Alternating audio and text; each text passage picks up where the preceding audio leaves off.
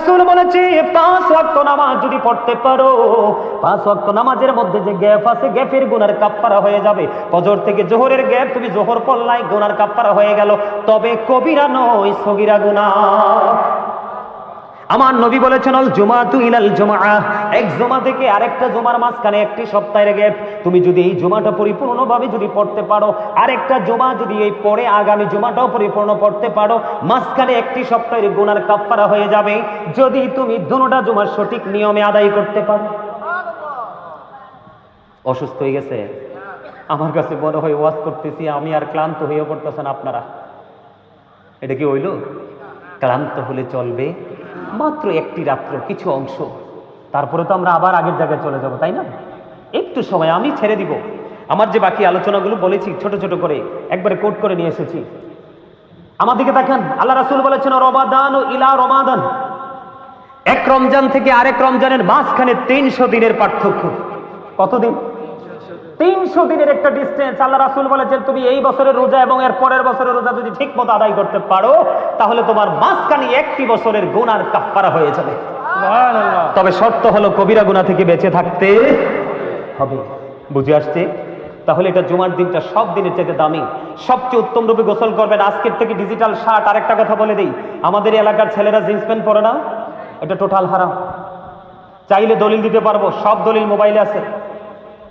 আমি আপনাদেরকে আজকে বলি, নারীর পর্দা, নারীদের ফরজ হলো মাথা থেকে পা পর্যন্ত ঢেকে রাখা, আর পুরুষের পর্দা ফরজ হলো নাভি বরাবর অথবা নাভির উপর থেকে টাকনুর উপর পর্যন্ত ঢেকে রাখা, এটা ফরজ। আপনি হাজার চেষ্টা করলেও কিন্তু জিন্স প্যান্ট নাভির নিচেই থাকে, ওঠে না। আমি ওই দিকে যাচ্ছি না, অনেক লম্বা, আপনারা অনলাইন থেকে কালেক্ট করবেন। শুধু পোশাক নিয়ে কি আলোচনা কোরআন হাদিসে আসছে। আর আজকে বলে যে একবারে টকটকে লাল জামা কেউ পরবেন না। আল্লাহ রাসূলকে যখন একজন ব্যক্তি একটা সালাম দিলেন, নবী সালামের জবাব দিলেন না। আবার দ্বিতীয়বার আরেকটা সালাম দিলেন, নবীজি দ্বিতীয়বার সালামের জবাব দিলেন না। ইয়া রাসূলুল্লাহ, ইয়া হাবিবাল্লাহ, নবী গো, বারবার যে সালাম দিচ্ছে, সালামের জবাব কেন দিচ্ছেন না? নবীজি বললেন, সে যে পোশাক পরেছে এটা মাকরুহ তাহরিমি, এটা হারামের অন্তর্ভুক্ত, যেটা শরীয়ত সমর্থন করে না, সাপোর্ট করে না, ওই পোশাক পরেছে, এই জন্য সালাম দেওয়া সুন্নাত, জবাব দেওয়া ওয়াজিব। এত গুরুত্বপূর্ণ হওয়ার পরেও একেবারে টকটকে লাল জামা পরিহিত অবস্থায় দেখার পরে আপনার আমার প্রাণের নবী ব্যক্তির সালামের জবাব দেয়নি। জোরে জোরে বলেন নাউযুবিল্লাহ। আমার দিকে তাকান, যেহেতু প্রসঙ্গটা আসছে, পরে আমি দুটো হাদিস আপনাদেরকে শোনাবো। আমার দিকে তাকান। আল্লাহ রাসূল মসজিদে অবস্থান করতেছে, হঠাৎ করে একটা ব্যক্তি এসে উজু করে নামাজের নিয়ত বাঁধলেন। আমার দিকে তাকান, নামাজের নিয়ত বেঁধে ফেললেন। নবীজি তাকায় দেখলেন তার পোশাকটা টাকনুর নিচে। নবীজি বললেন, তুমি ওযু করে আসো, তার মানে নামাজ ভাঙতে হবে। তিনি নামাজ ভেঙে ওযু করতে গেলেন, ওযু করে আসলেন, কিন্তু টাকনুর নিচের পোশাকটা এখন উপরে উঠায় না। আবার এসে তিনি বন্ধ নামাজের নিয়ত বাঁধলেন। আমার নবীজি আবার বললেন, তুমি ওযু করে আসো। তিনি দ্বিতীয়বার আবার ওযু করতে গেলেন। তৃতীয়বার আবার যখন আমার নবী তাকে বললেন, তুমি ওযু করে যাও, ওযু করে আসো, আরেকজন নবীকে প্রশ্ন করলেন, ইয়া রাসূলুল্লাহ, ইয়া হাবিবাল্লাহ, নবী গো, বারবার কেন বলছেন গো তাকে ওযু করার জন্য? আমার নবী বলেছেন, কিয়ামত পর্যন্ত সেই নামাজ পড়তে পারবে, নামাজ জিকির করতে পারবে, জিকির আল্লাহ পর্যন্ত পৌঁছাবে না। কারণ আল্লাহ পবিত্র কালামে হাকিমের মধ্যে বলেছে, হাফেজ সাহেব ভুল হলে বলবেন, ইয়া বানি আদমা কদ আনজালনা আলাইকুম লিবাসান ইউয়ারি সাওআতিকুম ওয়ারিশান ওয়া লিবাসুত তাকওয়া যালিকা খায়র। জোরে জোরে বলেন আল্লাহু আকবার। আসেনি রে? আল্লাহ রাব্বুল আলামিন আদম সন্তানকে সুন্দর করে বানাইছে, তাকে আরো বেশি সুন্দর রাখার জন্য তার জন্য পোশাক দিছে।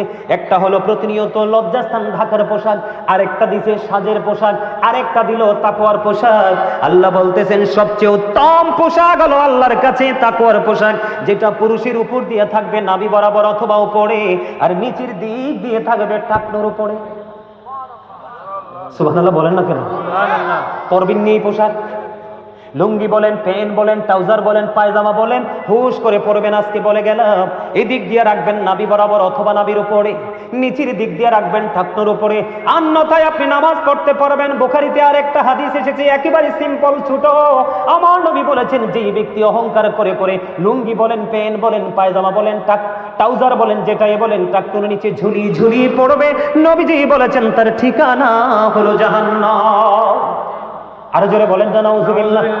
তাহলে শুধু জিকির করলেই চলবে না, আমাদের মধ্যে দেখবেন 5 ওয়াক্ত নামাজও ঠিক, মিছা কথাও ঠিক। আমাদের মধ্যে দেখবেন 5 ওয়াক্ত নামাজও ঠিক, সুদও ঠিক। আমাদের মধ্যে দেখবেন 5 ওয়াক্ত নামাজও ঠিক, পরের হক নষ্ট করাও ঠিক, আছে না নাই? তার কারণ হলো আপনারটা মানবো না আল্লাহরটা মানবো। আল্লাহ সূরা আনকাবুতের মধ্যে বলেছে, ইন্না সলাতা তানহা আনিল ফাহশাই ওয়াল মুনকার, নামাজ মানুষকে খারাপ কাজ থেকে বাঁচায় রাখে। এখন আপনি নামাজও পড়লেন, খারাপ কাজও করলেন, আপনার খারাপ কাজই হলো, নামাজটা হলো না। কথা কি বুঝে আসছে? কথা বুঝতে পারছেন? আমি পোশাক নিয়ে আর আলোচনা করব না, দুটো হাদিস শোনাবো আপনাদেরকে জুম্মার দিন নিয়ে। আল্লাহ রাসূল বলেছেন, কেউ যদি জুমার দিনে উত্তম রূপে গোসল করে, লম্বা সুন্দর পাঞ্জাবি পরবেন, সবার ঘরে আছে না নাই? দুলা সাজবেন প্রত্যেকটা জুমার দিনে, রাসূল বলেছেন আতর লাগাবেন, হেঁটে হেঁটে হেঁটে হেঁটে মসজিদে যাবেন, সবার আগে গিয়ে মসজিদে প্রবেশ করবেন, আপনার আমল নামায় ওট কুরবানির সওয়াব দেওয়া হবে। আল্লাহ রাসূল বলে দিয়েছেন, কেউ যদি জুমার দিনে সবার আগে যদি মসজিদে প্রবেশ করতে পারো এবং সবার পরে যদি একেবারে সবার পরে যদি তুমি মসজিদ থেকে বের হতে পারো, তোমার বাড়ি যাইতে যতগুলো কদম লাগবে, মানে কাইক লাগবে, কি লাগবে?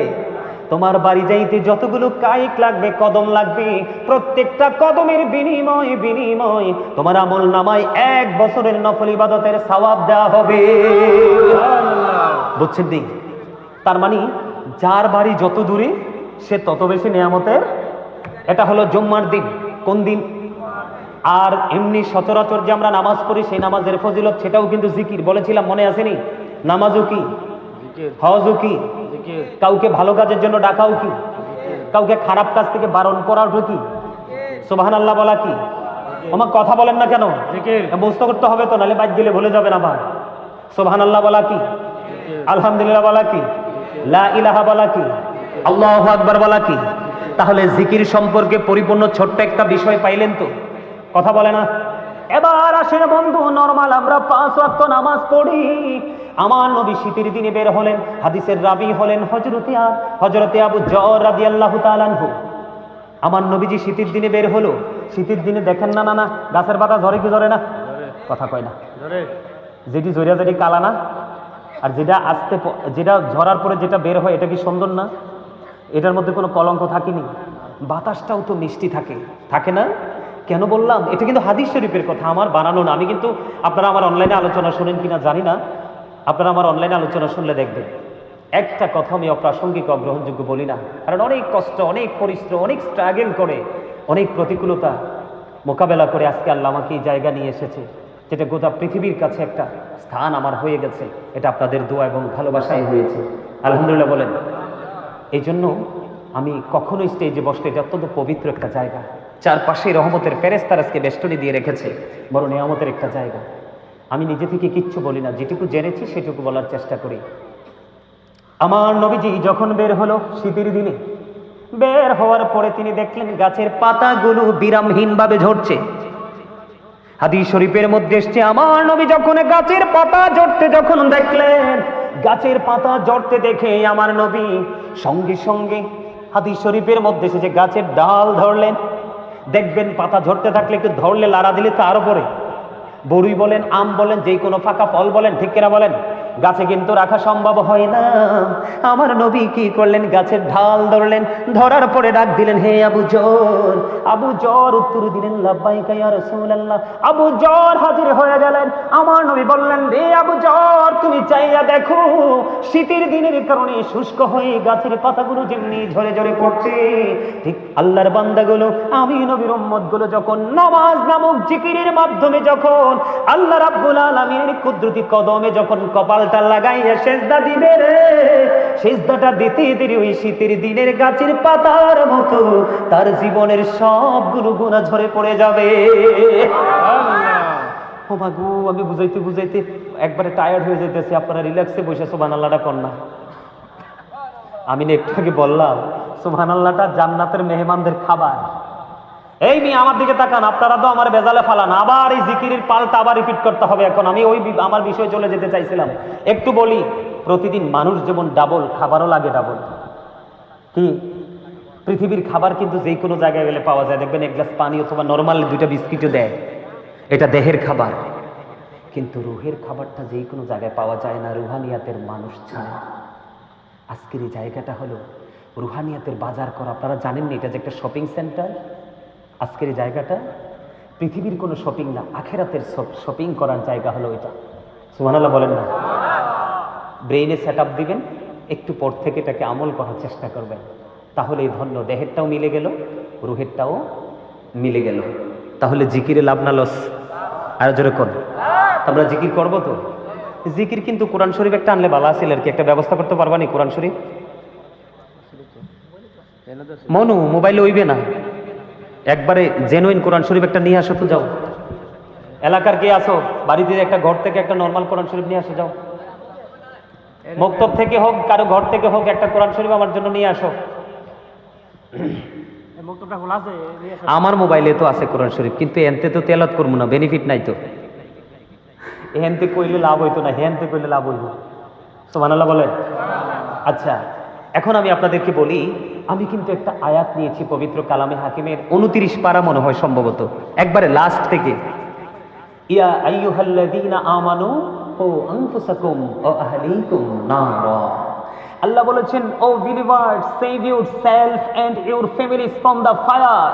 আল্লাহ রাব্বুল আলামিন ইমানদারদেরকে ডেকে বলেছেন, তোমরা জাহান্নাম থেকে, তুমি জাহান্নাম থেকে বাঁচো এবং তোমার পরিবারকেও বাঁচাও।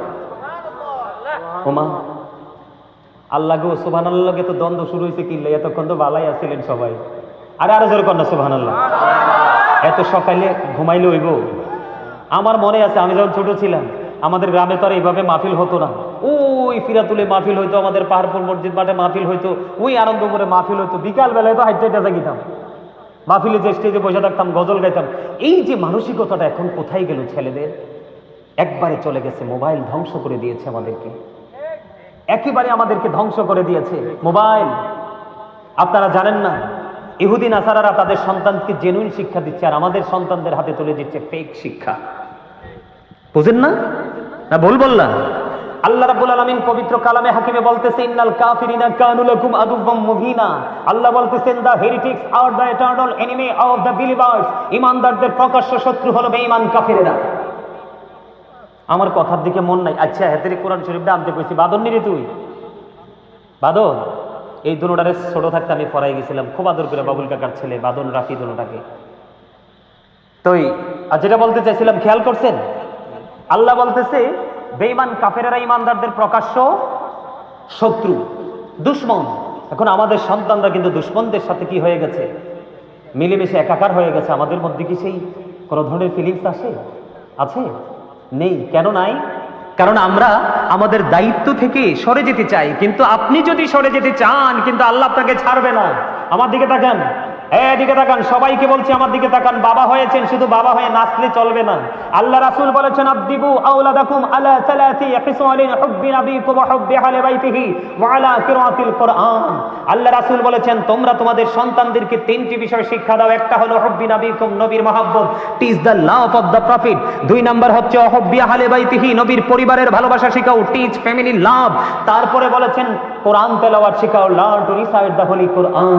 তোমরা তোমাদের সন্তানদেরকে কোরআন তেলাওয়াত শিখাও। আজকে কি আমাদের সেই শিক্ষা আছে? এই যে আমার নানা কইতেছে ফেসবুক আছে। আপনি দেখেন, আপনার সন্তানকে আগে নবীর প্রেম শিখাতে হবে, তারপরে শিখাতে হবে নবীর পরিবারের ভালোবাসা। কারণ নবী এবং নবীর পরিবারের ভালোবাসা দুটোই আমাদের জন্য ফরজ। যাবেন কোথায়? বাঁচার কোনো রাস্তা নাই। আমি যতটুকু জানি, আজকের মাহফিলটা আপনাদের মসজিদের উদ্যোগে হয়েছে না? কথা কয় না। বাবুল কাকাটাকু আইতে আসেনি?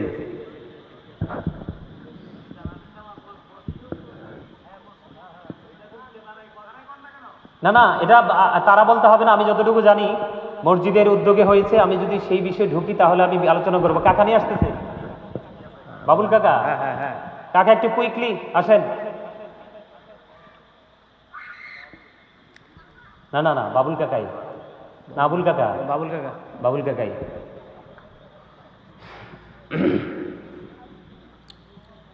কাকা এদিক দিয়ে আসেন। আমি এতক্ষণ কিন্তু আমার পার্সোনাল বিষয় নিয়ে আমার আপন মানুষগুলোকে আপন মনে বুঝিয়েছি, বুঝছেন নি? বেশি তো বোঝাতে পারবো না, মূল যে বিষয়গুলো আলোচনা করব আজকে। আসলে কি আমাদের যেই মসজিদের যেই বিষয়টা, এই বিষয়টা নিয়ে কি কথা বলা যায়? আপনারা সবাই একমত মসজিদের বিষয়টা নিয়ে আলাপ করা যাবে? মেম্বার কাকা তো আছে এখানে, আপনারা দেখছেন তো, আমি দীর্ঘ 7.5 মাস সময় দিয়েছি আমার গ্রামের মসজিদে। মসজিদ কিন্তু হয়ে গেছে না? কিন্তু সময় লাগছে, হিসাব করছি মূলত 5 মাস সময়, আসা যাওয়ার সময় লাগছে 7.5 মাস। বাংলাদেশের ইতিহাসে নজির। আমি কিন্তু এখানেই মসজিদ করছি এমনটি নয়, আমি করছি বললে ভুল হবে, আল্লাহ আমাকে দিয়ে করাইছে, এই হাতগুলোকে আল্লাহ হয়তো কবুল করছে। আমি কিন্তু আরেকটা মসজিদ করেছি অত্যন্ত দৃষ্টিনন্দন, সেটা হলো জাগুরজলি বিশ্ব রোডে। আপনার যদি কখনো যাওয়া হয় বিশ্ব রোড থেকে বাংলা বাজারের দিকে যাইতে একটু সামনে গেলে দেখবেন হাতের বাম দিকে 2 রাস্তার মোড়ে একটা মসজিদ হয়েছে, ঢুকলে চোখ শীতল হয়ে যাবে। মাত্র 1 বছর সময় নিয়ে মসজিদটা করেছি ওখানে। আমার জীবনে আল্লাহ আমাকে দিয়ে অনেক কিছু করাইছে, আরো কিছু করার প্রত্যাশা করছি। তো আপনারা যারা আছেন এই গ্রামের মহল্লার এবং দূর থেকে যারা মেহমান আসছেন, আপনারা কি চান আমি একটু মসজিদ নিয়ে কথা বলি? ওই যে বলেছি, save your self and your families from the fire. আমিও বাঁচবো, আমার পরিবারকেও বাঁচাবো, আপনিও বাঁচবেন, আপনার পরিবারকেও বাঁচাবেন। বাঁচাতে হলে কিন্তু আপনার ঈমান আমল সবই লাগবে। কথা বলে না? কেননা আপনার ঈমানের ফয়সালাটা হবে কবরে, আপনার আমলের ফয়সালা হবে মিজানে। কথা কয় না? তা আপনার কি একটা ছাড়া আরেকটা চলবে? কোরআন শরীফটা খুব মহাব্বত করে আনাইছি কাছে, জানেননি? আপনারা হয়তো মনে মনে ভাবতে পারেন যে হুজুর এই আয়াতটা আসলে ঠিকঠাক বললো কিনা, এই জন্য আমি এটা কাছে এনেছি আপনাদের কাছে সূত্রটা তৈরি করার জন্য। আল্লাহ রাব্বুল আলামিন পবিত্র, তো কাকা বসেন, কাকার কাছে চেয়ার দাও এদিকে। আল্লাহ রাব্বুল আলামিন কি বলতেছে দেখেন, বিসমিল্লাহির রহমানির রহিম, আল্লাযীনা ইউমিনুনা বিল গায়বি ওয়া ইউকিমুনাস সালাতা ওয়া মিম্মা রাযাকনাহুম ইউনফিকুন।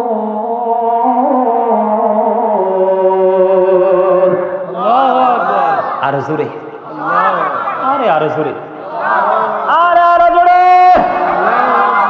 জিকির না, জিকিরেতে মওলা রাজি দিল হবে রোশন, জিকিরেতে মওলা রাজি দিল হবে রোশন। আল্লাহু আল্লাহু জিকির করো সর্বক্ষণ, বলেন আল্লাহু আল্লাহু জিকির করো সর্বক্ষণ। আরে শিখাইয়া দে তো কইতারেন না। আলহামদুলিল্লাহ বলেন। আল্লাহ বলতেছে সূরা বাকারার একবার শুরুতে, সাবধানী ওরাই। কারা সাবধানী? ঈমানদার ওরাই। কারা ঈমানদার? আল্লাহ বলতেছেন যারা অদৃশ্যে বিশ্বাস করে, মানে গায়েবকে যারা বিশ্বাস করে। এরপরে আল্লাহ বলেছেন যে ওয়ায়ুকিমুনাস সালাতা, আল্লাহ রাব্বুল আলামিন বলেছেন ওয়ায়ুকিমুনাস সালাত, যারা সালাত কায়েম করে। এরপর আল্লাহ বলেছেন ওয়ামিম্মা রাযাকনাহুম ইউনফিকুন, আল্লাহ যে আপনাকে আমাকে সম্পত্তি দিয়েছে, কি দিয়েছে? সম্পত্তি দিয়েছে, দৌলত দিয়েছে, আছে না? কথা কয় না? কেউ আছে ফুট, কেউ আছে জি, কেউ আছে জমি, কারো আছে গাছ, কারো আছে সোনা গয়না, কারো আছে পুকুর ভরা মাছ, আছে না নাই? সবকিছু মিলিয়ে তো দৌলত, সম্পদ, তাই তো? এই সম্পদ যে আল্লাহ দিয়েছে তা থেকে আল্লাহর সন্তুষ্টির জন্য আল্লাহর পথে ব্যয় করতে পারলেই 100% ইমানদার। সুবহানাল্লাহ কয় না? আরে জোরে। আপনারা কি কিছু বুঝছেন? হ্যাঁ, আলহামদুলিল্লাহ।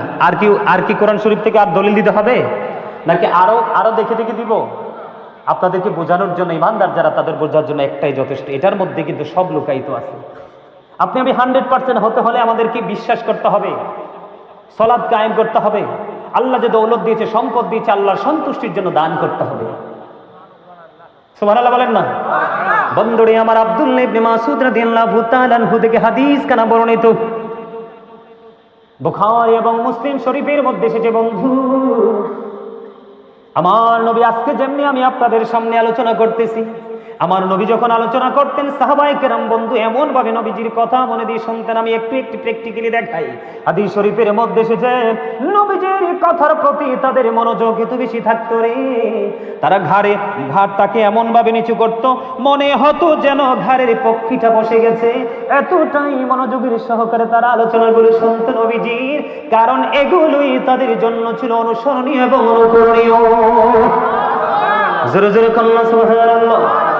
আমার নবী বলেছেন, মন দিয়ে শোনেন, কারণ আমি আমার গ্রামে যখন মসজিদ করতেছি, যে মেম্বার গাগা ছিলেন না, কি ধরনের প্রতিকূলতা সৃষ্টি হয়েছিল। আল্লাহ রাব্বুল আলামিনের কাছে সাহায্য চেয়েছি। আল্লাহ কারোর সাথে দ্বন্দ্ব করতে আসিনি, কলহ করতে আসিনি, এসেছি তোমার ঘর বাইতুল্লাহ তৈরি করার জন্য। অনেক প্রতিকূলতা সহ্য করেছি, তার কারণ আমার মধ্যে একটা লোভ কাজ করেছিল। কি কথা কয় না? আরে কথা কয় না। লোভ বুঝেননি? লোভ কিন্তু সব লোভ খারাপ না। আমি যে লোভটা করছি কাকা, এটাকে খারাপ না? না, এটাকে খারাপ।